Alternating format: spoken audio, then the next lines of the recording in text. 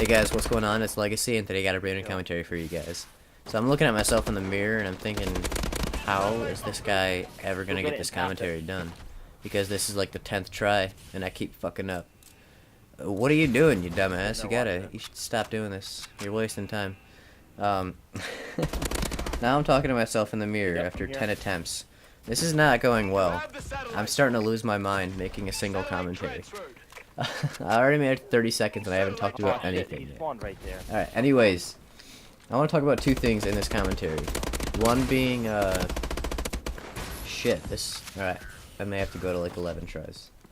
Or 12 tries, I don't know. The first thing I want to talk about is, okay, I really can't remember this shit. My brain is really just saying fuck you right now. My future for competitive COD. And also, what I think about the new Call of Duty. I'm surprised I remember that. Alright, so my future for competitive COD, I really want to get back into it. I know that for, this current COD right now, it's on Xbox One. That's the system that, most major tournaments are going to be playing on. That's the system that, pretty much this game is going to be played on.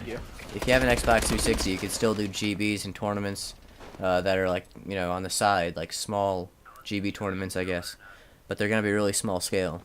When you get an Xbox One, it's, the next generation system, so it's a big investment. It's like $500 or $400. The thing is, that system will keep you going for like the next 10 years, or at least it should. I mean, that's, probably how long it'll be until they make the next, like, Xbox. Anyways, I'm kind of getting off tangent. My future for competitive COD, I was talking with my buddy Joe, and you guys probably remember Joe as Noonsy or Reaper.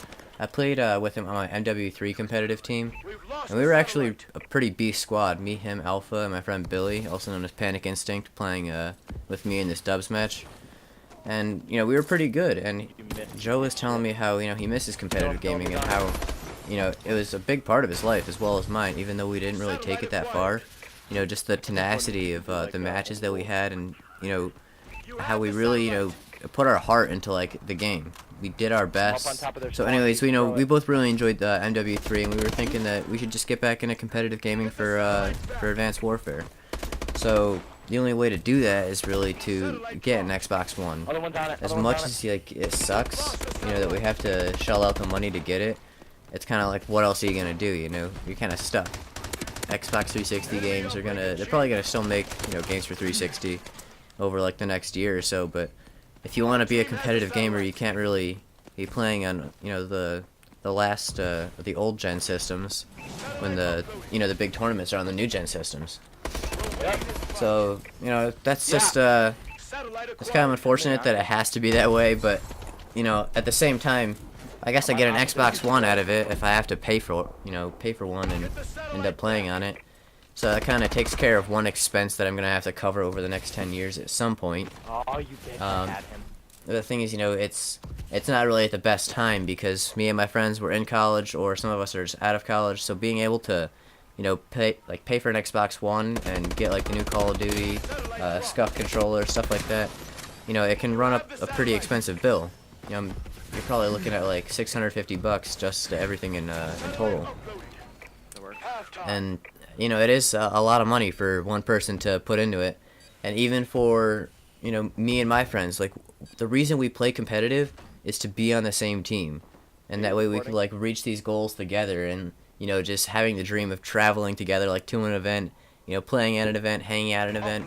We're getting to the age where we can, go out drinking. So if we have, like, an event, let's say in Dallas, and me and my buddies all in the same area, we just take the same flight, have a couple drinks on the plane, at the event, go to the bar, just have a good time. Just spend a good weekend together and, just make it in the competitive scene.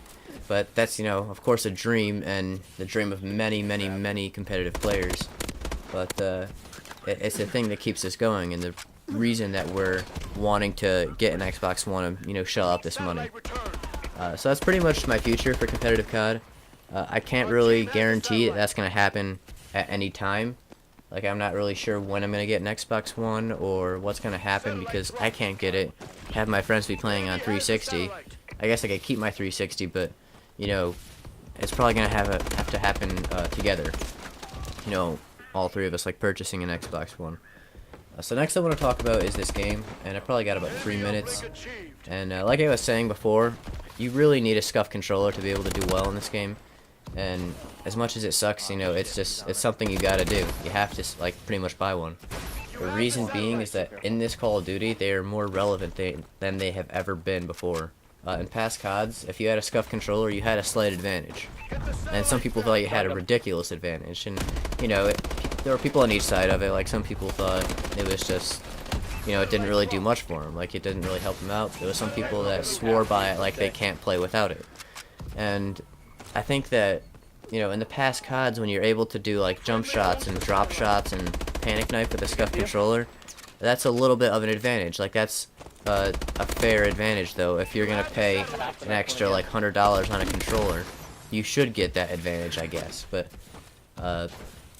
in this new COD, it's a little too much. I think they pushed it way too far and made it like way too accommodating for people with scuff controllers. And I think that if you don't have one, you're at a really shitty disadvantage. Like, let me give you an example. I was playing GBs with my regular Xbox 360 controller. There's plain one wired that you get, like, with the system. And, actually, I don't think you get it with the system. Anyways, I was playing with a regular controller. And I was, you know, barely breaking even in these matches. And I plug in a scuff controller. I believe this game I actually put in a scuff controller. And I dropped double positive. And then I go into pub, I drop triple positive with a scuff. My scuff has a broken joystick. The right aiming joystick has no rubber on it. It's just plastic, and part of the edges in the plastic are broken off and sharp as shit. And also the paddle on the back, my A paddle barely works. It doesn't even click. It just, like, if you press it in, that's enough to make it jump. And it'll jump on its own sometimes. I mean, the point I'm trying to get across is that I'm using, like, a shitty scuff, and I'm still able to improve my game by 3 times. Compared to, like, you know, a perfectly normal, perfectly good condition controller. So, I don't know, I think it puts people at a huge advantage having a scuff, especially when people are, like, you know, extremely skilled. Because how can you expect to make it in competitive Call of Duty for this game if you don't have one, and you don't have the money to get one? I mean, you're basically fucked. If you could do that, mad fucking props to you. I mean, that's actually, like, a huge feat. I'd be really impressed if someone beat me with a scuff controller. I mean, I know it's gonna happen. I know it's gonna happen a lot, but... Got him. You know, or maybe not a lot, but I know it's gonna happen. And just, you know, having a scuff controller will definitely put you at an advantage in this game. And I think if you want to be in the competitive scene, like I do, and me and my friends, it's kind of like you have to go along with it. You can't really say, no, I'm not gonna do that. I'm gonna boycott scuff controllers. Okay, so you try doing that, what happens? Like, the best thing that could possibly happen for you is that they ban them. You have to use a regular controller, which is, I don't know. It's alright, but then everyone who has one is going to be pissed at you. I don't really know. You can't really win in this situation. You're kind of stuck. But I'm running out of time here. So I'm just going to say, you know, I'm probably going to end up getting one, as much as I don't want to pay for one. So that's pretty much it. Those are the 2 topics that I want to cover, or I wanted to cover. I know I fucked up a bit. I stutter, stammer, all that shit. But, you know, I've attempted this commentary way too many times to give a shit. To try to, like, edit and go back and fix all this, so hope you guys enjoy this commentary. If you did, please give it a thumbs up, and I'll see you guys later. Peace, love you.